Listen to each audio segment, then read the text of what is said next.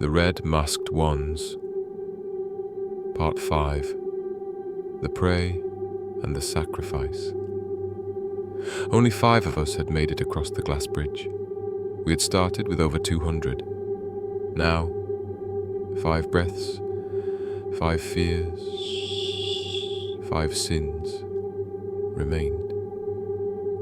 I couldn't bring myself to look at the others' faces. We had all become ghosts.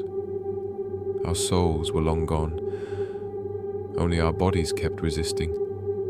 Kerem was still beside me. His eyes were still alive. But I didn't know what was behind that look. Trust, fear, or calculation. There was only one table left in the dining hall. Even the food they gave us felt like mockery now. A tiny piece of meat, a bit of water, and a thick, suffocating silence. That's when I realized we were no longer part of a game. We were the final act. The next morning, they took us into a small room. Inside was just a table and an envelope. On the table, a piece of paper read, "Finalists will be paired. Trust your partner. The game will be announced shortly." Kerem turned to me and said, "We came this far together. We'll finish it together." I only nodded. Did I really believe that? Or did I just have no choice? We were paired up. The remaining 3 were paired with each other. They took us to a different room, a dim small space lit by a single lamp hanging from the ceiling. In the center, a table. On it, 2 small bags of stones.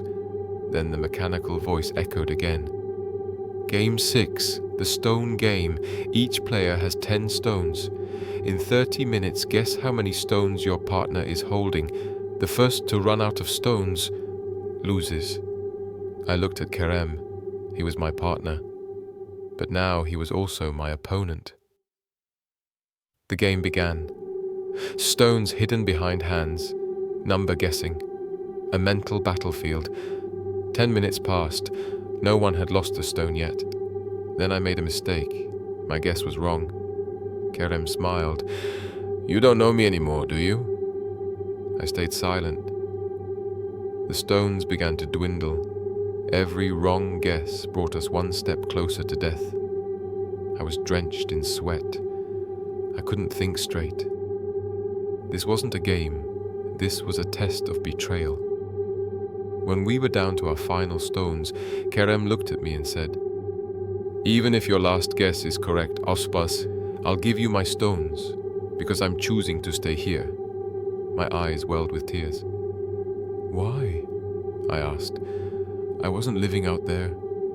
I had already died more in that world. But you have a daughter. Go, and never forget this place. That moment, I understood. These games weren't just about blood and violence. Some people won by giving their lives. Kerem placed his stones in front of me. I made my final guess. It was correct. I won. And he died. When I opened my eyes again, I was in the black van once more, dropped off somewhere without consciousness. In my pocket, a bank card, loaded with the blood money I had won. And in my mind, Kerem's final words, "Go, but never forget." Now I'm outside, alive. My daughter is with me. The debts are paid. But every night, those glass panels shatter again in my dreams. The screams, the eyes, the blood. I thought I had escaped, but the red masked ones, they hid somewhere inside me, behind a mask I can't remove, and now I know.